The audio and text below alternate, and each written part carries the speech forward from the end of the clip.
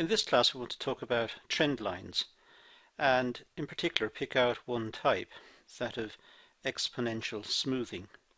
Now I realize it sounds horrific, it sounds difficult and so on, but in fact it's quite a straight process and I'm going to step you through it quite simply to see how trend lines work, to see what they do and how they can improve our understanding of data sets. So exponential smoothing, we can start with an expression like this. It's at the bottom of the screen. Just put the cursor on. Here we've got our expression for exponential smoothing in this particular case. So we've got a time period, t plus 1. That means it could be today. T plus 1 equals today. So when I see t here, it means yesterday. T plus 1 could be this year, and t is the previous year because it's one less. T plus 1, t. T is less than t plus 1. So what I've got here is a forecast figure in time t. So that's the forecasted figure. And here is the forecasted figure for the next time period. And that's equal to the actual figure in this time period, the actual one, times some constant, alpha, some number, 0.6, 0.2, whatever it is. And over here we have 1 minus alpha. So if that's 0.2, this would be 0.8. 1 minus 0.2 is 0.8. And here's our ft, which is the forecast in the present time period. So that's in the next time period, let's say. That's the present time period. That's the present time period. That's one time period ahead, current, and current. This alpha here is just a fraction of 1. So it could be 0.2, 0.9, 0.3, whatever. And here it's 1 minus alpha, so if that's 0.3, that's 0.7. 1 minus 0.3. So the formula is actually very, very straightforward, very simple. And we're going to use this formula to work out our trend line. Let's say alpha is 0.3, just to get the ball rolling.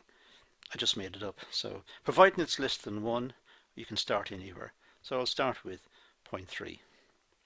Now we'll have our sales and months. So these are 10 months, and here are the sales figures for the 10 months. So this is our data set. This is what we're going to analyze to see what trend is in here. Now we're going to smooth it using this formula. Now when we apply it, it's actually quite straightforward. Let's say we take the first one. Well, the first one is just the first one because we don't have anything before it. So that is that. Now this one here, if we look at the formula up here, we've got C15. I've put in little dollar signs here to anchor it. When you have a dollar sign like that in Excel, it means that cell is fixed. I tend to fix things. Anyway, so C15. So C15 is here. There's C and there's 15. So C15 is 0.3 times C4. C4. So we have this times this. We have alpha times the actual in the previous time period. We're trying to calculate this one, so we're saying the actual in the previous time period times 0.3 plus 1 minus 0.3. 1 minus 0.3. So 1 minus 0.3 times D4. D4. So it's the forecasted figure in the previous time period times 1 minus alpha. Now just drag it down. Just drag this one down and you get these figures here. Now you can look at any one of those.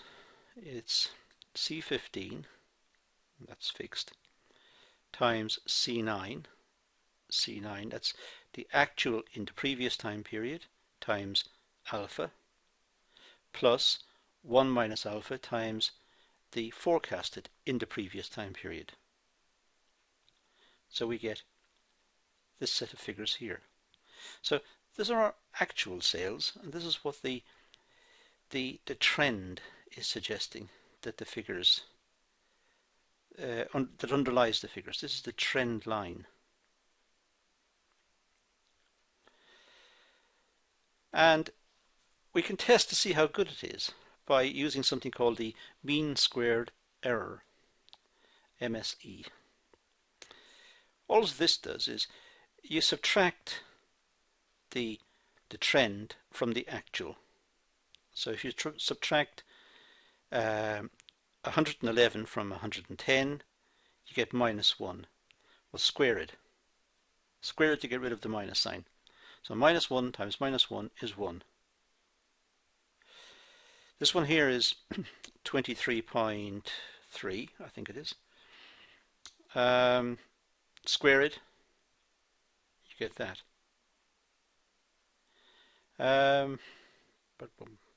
This one here is minus 0.44, I think. I have to work it out properly. But minus 0.4, it's certainly a minus figure. So when you square it, you get that number. And so on. So now when you work out the average of these, and you can do that on the computer, on Excel, there's the average, just E4 to 13, E4 to E13. When you take the average, you find it's 59.98. Now if we played with the alpha, we get different figures here because we've changed into formula. So if I change that to, let's say, 0.2, oops, it's 0.2,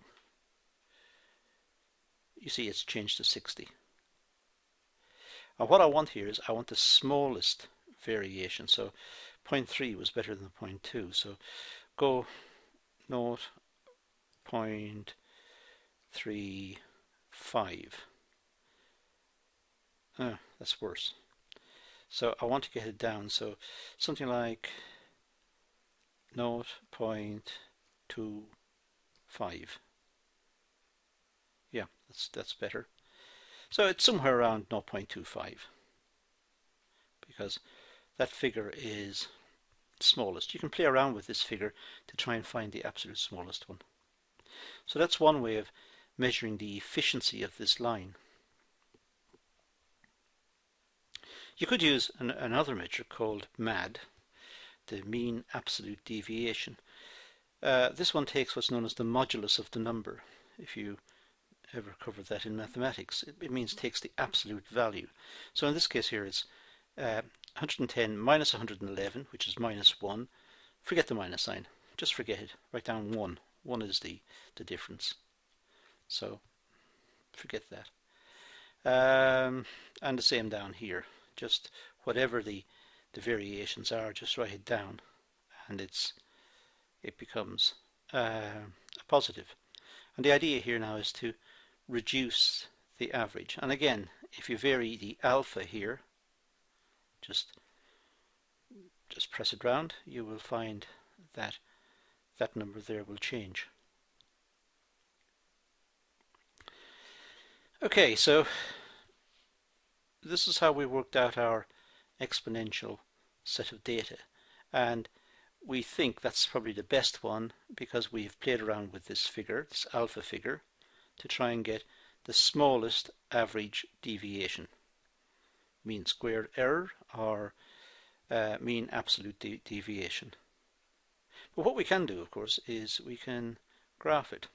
I'll take away this graph for a second and we'll do it from scratch just to see what it looks like.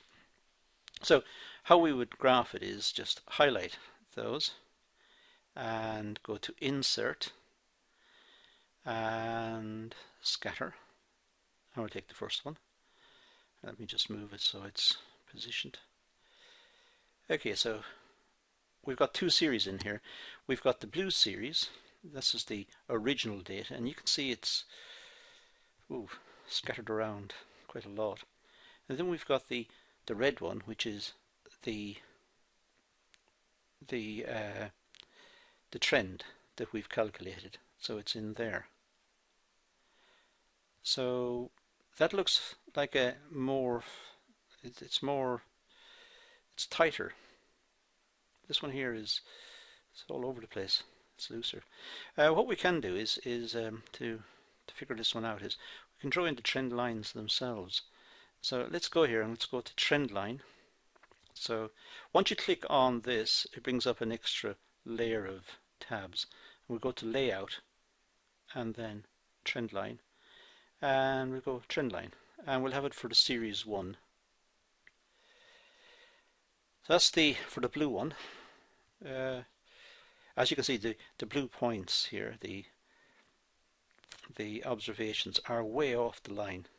They're down here, here, up here, so they're way off the line. So let's do one for the other one. Trend line, we'll take series 2. That fits closer to the red ones, as you can see. Let's be even more precise. Let's go to more trend line options at the bottom of the list. We'll go series 1, and we'll have the equation and the R squared. And let's move it so you can see it.